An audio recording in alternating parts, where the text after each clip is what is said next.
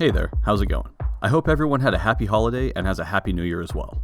From the 13th to the 20th of December, I participated in the 8 Bits to Infinity text-only jam. Then on the 21st, I went to a 12-hour game jam, and then I took some unplanned time off for the holidays. So after a much-needed break, I'm ready to get back to making stuff. But before I move forward, I need to look back at what I can learn from my text-only jam game. This is something I like to do after all of my jam games. What did I do right? What did I do wrong? What was I unaware of while working on it that I really should have been? So let's go ahead and jump on in.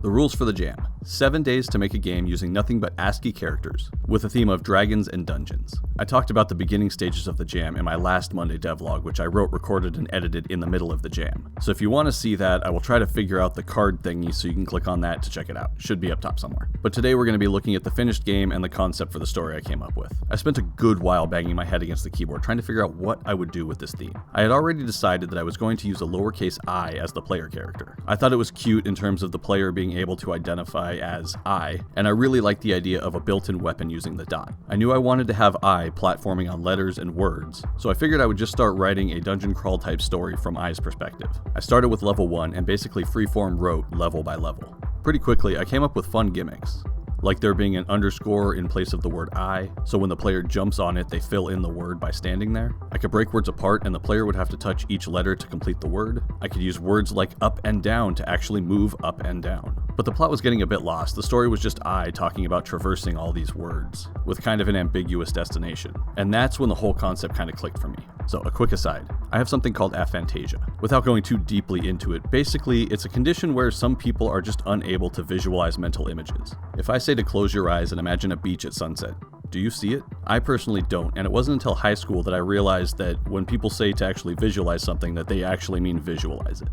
It's really not any kind of major issue, it's just a different way that I and a lot of other people actually think.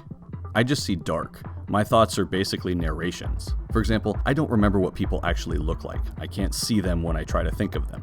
I remember descriptions of what they look like that I made while I was looking at them. Back to the game. As I was writing I's inner narrative, I realized it was sounding a lot like my internal narration of trying to remember something from long ago. That was kind of interesting to me, so I decided to run with the idea. I wanted to try to make a visual representation of what it's like to remember when you can't actually see the events in your head. So with the script written, I dove into the visuals, which I spent way too much time on this jam. More on that when I get to what I could have done better, but I really do love the look and feel that I got for this game. The limitation of text only worked well for me here, since the game was already going to be a bit empty feeling. I couldn't really find a great way to get a lot of detail using only letters without it kind of feeling cluttered on the screen. So I went with kind of a wide, empty world with parallaxing cautionary words as backgrounds, kind of blurred and translucent. I did want to go in and add specific words for each level into the background, but unfortunately I just ran out of time. I created a lighting effect on the player, and I spent far too long getting a wriggling and writhing effect to look just the way I wanted it, which ended up causing me a fair bit of problems, eating up more time bug fixing. I added a background that will randomly change colors to keep the ethereal, dreamlike feel. It all looks really good to me, and I think visually this game was a huge success. But you'll never learn anything if you only look at the things you did well. So where can I improve? Unfortunately, it's mostly in mechanical implementation. I tweaked things for my benefit, like speeding up the player pretty early on so that way I could test the levels faster, but I didn't really mess with things like the player's deceleration. It's something I didn't really notice while testing, but it seemed to cause a lot of players to feel that the movement was a bit slippery. And after a little bit of break and going back and testing it out, I can see what they're saying, especially if you don't play a lot of platformers. That, mixed with the small platforms, seemed to cause some issues for some players. I implemented a checkpoint system that is super janky and way too sparse, causing many players to have to keep repeating the same sections over and over again. I feel like some of this could have been fixed if I had managed my time a little better. I kept the scope pretty well in check for this jam, but I spent way too much time at the beginning just going for the look. I put together a vertical slice of the first level for days and didn't plan for how long each level would actually take me to lay out. The way I set this up, I had to hand place the bounding boxes for each word. I liked the precision it gave me, but oh god did it take forever. Then, in the last few hours of the jam, I decided that following the letters so exactly was kind of irritating to play. I was using vertical sections for taller letters like D or the dot in I, which would stop the player when they ran into them. This made moving through the levels feel stuttered as you constantly ran into walls. So Thursday night, really Friday morning at about 12:30 a.m., I decided I was going to replace all of the vertical sections with slopes that the player could just walk over. It definitely made the movement feel a lot better, but it took almost 2 hours to update all the levels.